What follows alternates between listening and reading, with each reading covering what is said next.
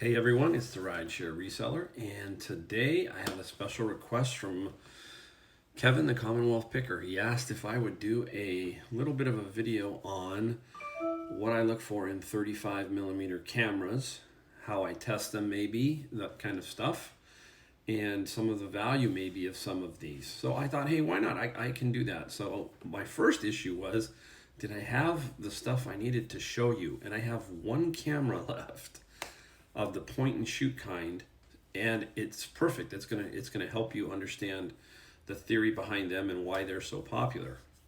And then I've got my digital Nikon. I don't have an SLR, which is a single lens reflex 35mm. I don't have that, but I can kind of give you a general idea how those work. But most of the principles will still apply off of these little point and shoot cameras that I'm going to show you. And there are some very good value in these, folks. You probably have passed these up many times. All right, so I'm going to show you kind of what the point and shoot is. This is a point and shoot. Back in the day, and this isn't too far away, like maybe even 12, 13 years ago, these are the point and shoots. This is actually a pretty good size one. This is a Nikon, and this one is, the reason I haven't sold it is if you look inside, the lens protector is broke, but even broken they can sell. So this is the only one I have left. I had so many before this coronavirus. They're all sold, every single one of them. And I picked up a box of 5 for free, and this is the one that was in there for free. So this is the one left off of that free box.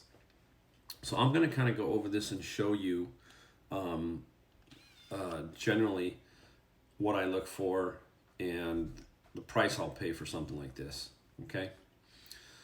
First off, when you go there and you see these, most of them are not going to have a battery. They're not going to have that in them, or the battery is probably going to be a little corroded. So the first thing you do look for is the battery. And what happens is on most of these, so when you're trying to, is this little battery door is a lot of times damaged because people don't know, put a coin in there, their fingers and so forth. So the door is really important to look at. Now this one can still function even without the door. The battery will not fall out, okay? Some of them it will. So again, even if that was, the door was bad, if this was still a pretty valuable camera, I would still pick it up even for $2 or $3. I would pay very little for it, but if I could get $35 or $40 even with the door off, I'd still pick it up. But most of the time, there's no battery or the battery's corroded. So, I don't know about you guys, but I'm going to show you something that I do. Okay, this is what I carry. Okay, I don't know if everybody can see this, but inside there, inside that box, this is my little toolbox that I put inside my car, especially when I was Ubering. And I would carry various things: micro cassette, 9-volt battery, several different size batteries. One is inside this camera now. Cassette tapes. How about this? Have any of you carried one of these? 8-track tape. VHS tape. And then you never think about this, but this is important. A couple of these rolls of 35mm film. And I also carry sandpaper. The sandpaper is for the contacts in the battery case, in case I really want to make sure somebody's asking $20 for a potential $200 item and the battery looks a little iffy. So I'll use that to scratch up the contacts to make sure, no, with their permission. But anyhow, that's kind of what I do. But this is one of the things you got to find to keep. And it helps you test even when you're home to advance the film, and I'm going to show you that in a minute. All right, so a big toolkit. There's other things I carry in there, screwdrivers, that kind of stuff, but this is a good thing to have in your car with you when you're thrifting. All right, so now you got your camera and how you test it. Obviously, you put a battery in it. Now here's what happens a lot of times. So I will turn it on. Okay, now it's on. And a lot of people freak out at this next thing. Oops, if you can see it. Do you see it flashing, the E? A lot of people assume that means air. It doesn't mean air, it means empty. So some people will go, oh, it doesn't work, it's giving me an error message. No, this is how it told you that there was no film in it. So you got to kind of make sure you don't fall for that particular problem. I almost did one time. I had bought we're going to talk about one of these point and shoots that I've found several times, and I remember the first time I found it, I was getting a different air with a red light, and I was like, man, it doesn't work. Well, anyhow, it was just giving me the error message that there was no film. At that time, I didn't have film, and so I was a little confused. It was at home. Now you know why I carry it with me. All right, so let's take a look at the functions. What you want to do is you want to just kind of give it a quick general view of, does the lens extend? It does, okay. Does it shoot? Let's hope it doesn't shoot the flash. It did. So it shot the flash and it worked. So even without film, it will still function, okay? You can even test the self-timer. There's a self-timing button right there. And what else on the back of here? So these are pretty straightforward. So you can test those. And on the, so once you get through those functions, then what I do is I pop open the back. And I'm gonna give this a general wear and tear look.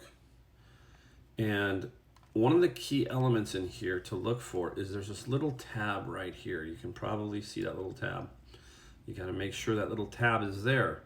What that little tab does is actually pushes down on the roll of film canister and kind of keeps it in place. So you got to make sure you have that little tab right there. There's a couple little prongs down in here you want to make sure that are okay. And just give it a general look. Sometimes there's this little gasket right here. You can see that. Make sure that's not just falling apart, especially if you touch it. It's like when you buy a set of speakers, if they're old, if you touch the woofer, it can literally crumble because it's this paper. Same thing here with these gaskets. This one's in really, really good shape, okay?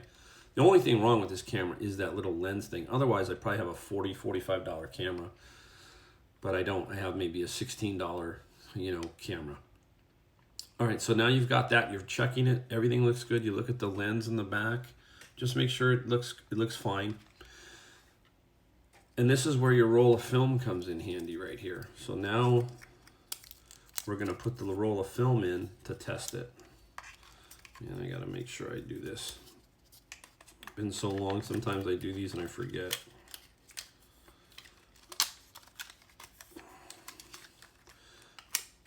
So basically, I just push it across and just let it sit in there. It's going to automatically do everything for me. So now I just shut the back. Give me a break to get it in here. Now you should be hearing it do its thing, okay? And if you now look, let me see if I can turn it on. Make sure I didn't turn it off. Now if you look, you'll see the number 1 instead of the E. So we know that we are pretty good. So now all I have to do is fire a couple. So I'm gonna fire it away from the camera.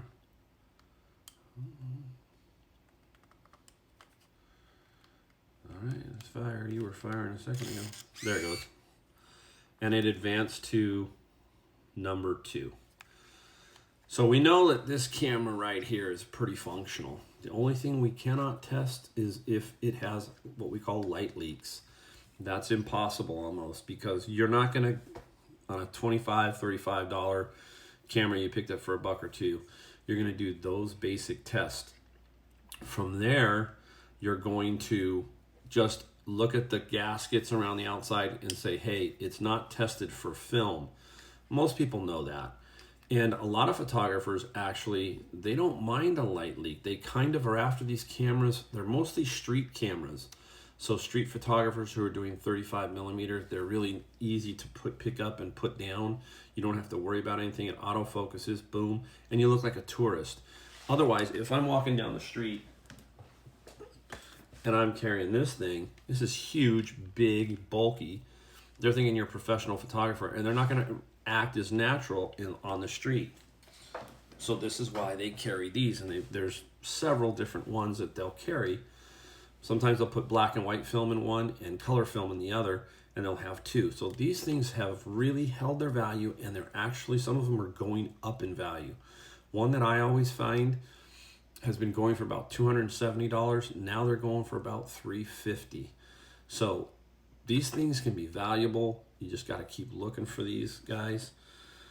And that gives you a general idea of what you're looking for and the best you can do. Those light leaks, you don't know. You can't expose a roll of film, develop it, and say, hey, I tested it. It'll cost you $20 to do something like that, maybe more. I can't remember how much it is now to do that. So keep your eye out for these. I'm going to give you here some of the ones that I look for and the price that they go for. You'll be amazed at what these things can sell for, people. A lot of money. All right, let's go and take a look at, I'm gonna flash some above the screen here, okay? And I'm gonna tell you some of the values. You'll see the values up here. First off is the names that you're looking for, okay? Canon, Nikon, Contax, Yashica, Fuji, Ricoh. Ricoh, yeah, the copy company, they made a camera, and they've made cameras that can go for $1,500. 35 millimeter like these that go for $1,500. And the one you're going to find a lot of is a brand called Olympus. Olympus made a Stylus series that is extremely, extremely collectible. And their price ranges are anywhere from $30 to $500 in general, that range. And I'll show you that one. That's the one you're going to probably run into more often than not. But I'm going to run across them up here and tell you, generally show you what the value of some of these can be. We'll start with the Contax T2. Great little camera, and the reason why this is such a good camera is, again, the lens on this is a Zeiss, Z-E-I-S-S, and they're mostly 35 millimeter f2.8, that kind of thing, but that's what these guys really want, that shallow depth of field. And this is a Zeiss lens on this one, and this one goes for $767 is what it sold for. I'm going to show you sold, so not just what they're going for, but what they sold for.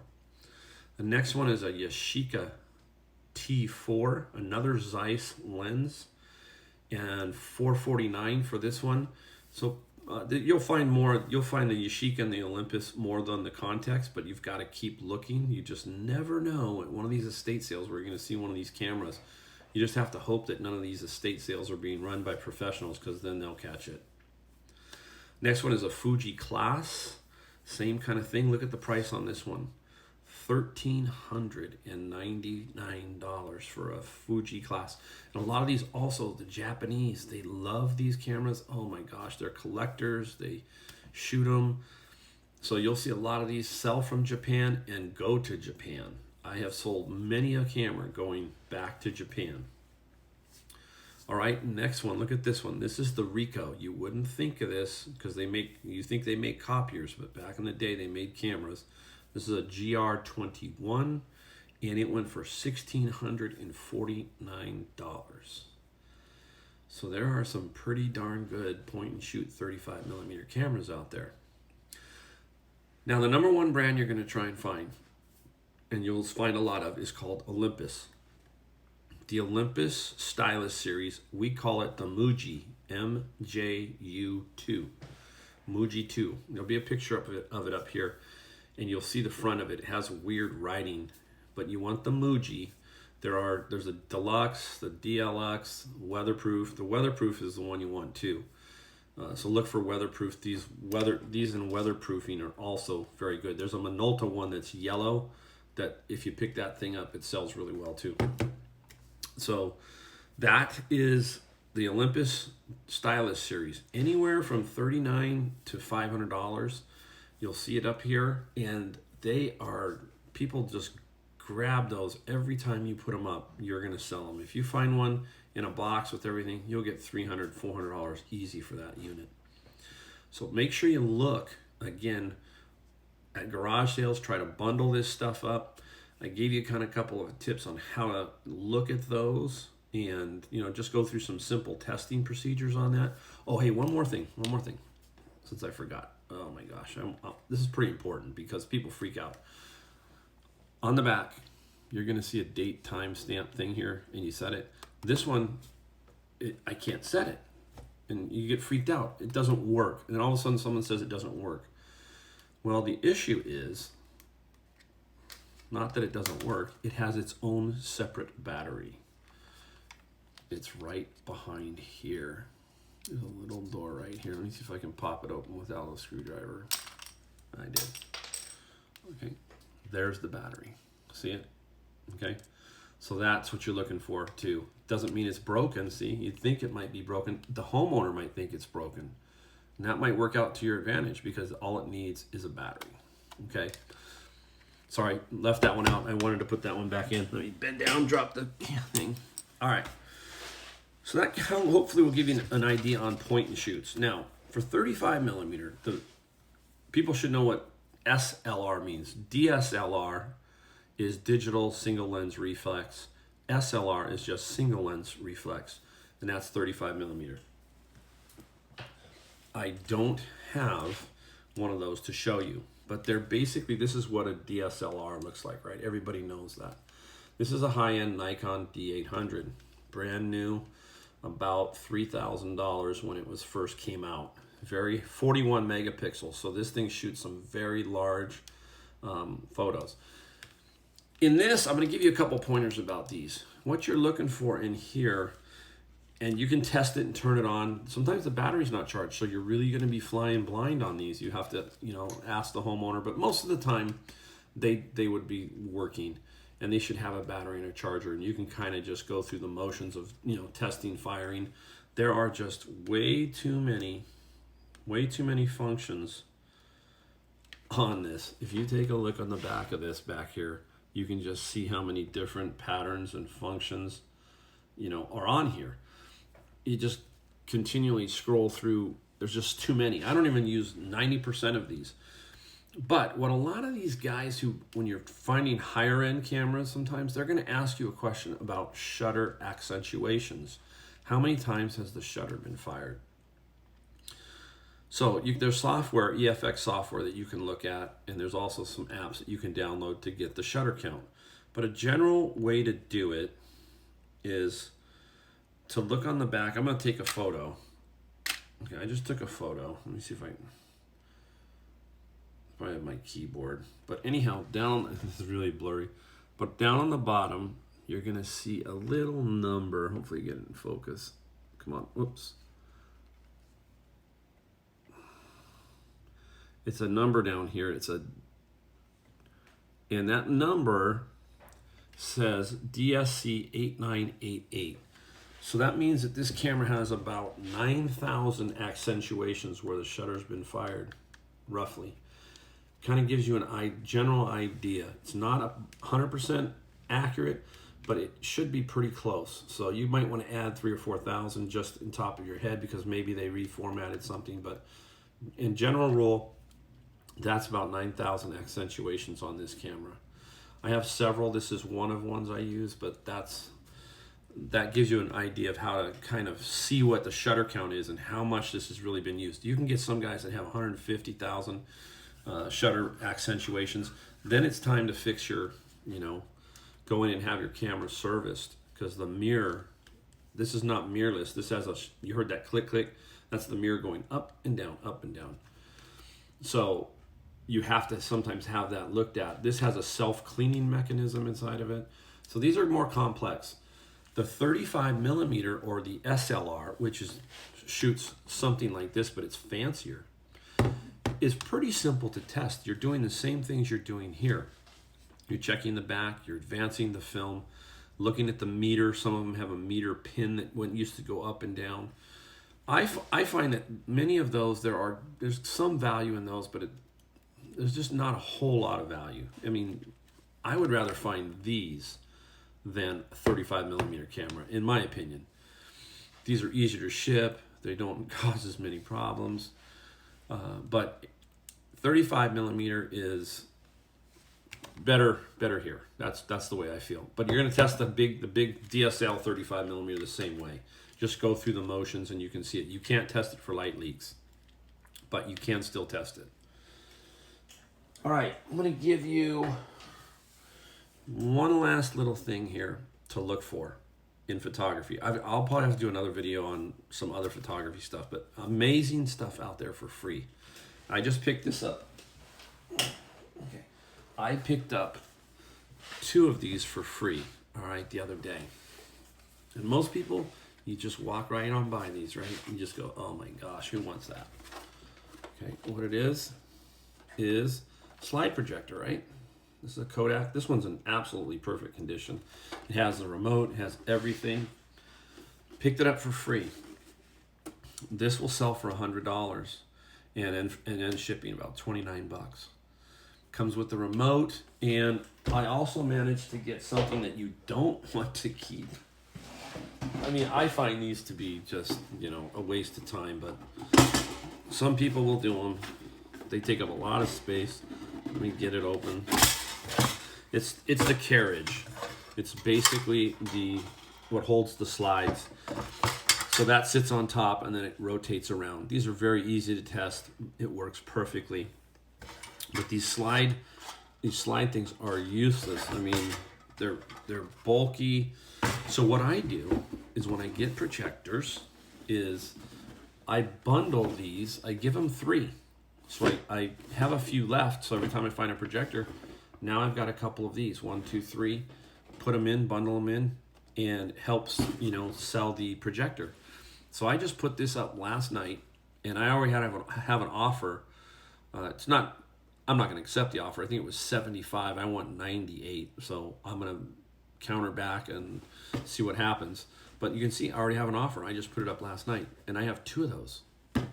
So don't pass those up. There's a lot of good old photography stuff. And if you're sitting in that niche where other people just don't want to deal with it, you swoop in and pretty much get it for nothing, like I got for free. I missed something last night on Nextdoor, and this drives you crazy, but you can't kind of dwell on it, so to speak. A bunch of free darkroom stuff. It was amazing. I missed it, and so it's in my head right now because I know the value of that stuff, and it would have been great to show you. But I will eventually show you some good darkroom stuff. So 35 millimeter point and shoots, some 35 millimeter SLRs, and some of the newer DSLRs you can find some good value in. And just keep looking for that stuff. So hopefully, let me put that down. Hopefully I gave you a couple of pointers in there that you can look at and figure out that you can make some good money off these 35 millimeter point and shoots, and how to just kind of give them a general look over. Oh, one last thing, guys, really important. So I opened it back up because it rewound. Do not rewind the film when you're done with it. Pull it out. Just pull it out. You can see I shot a couple. See how it's pulling out? I'm gonna pull it out. Excuse me. And I'm gonna hand rewind and leave the tab out. Otherwise, it's gonna go all the way inside, and you're not gonna get it back out, and you won't be able to use it for your testing. So manually push it back inside the film holder. All right, guys. Hey, again, hope it helped. Hope it gave you some ideas of some really cool 35 millimeter DSLRs and point and shoots. All right, guys. Hey, thanks again.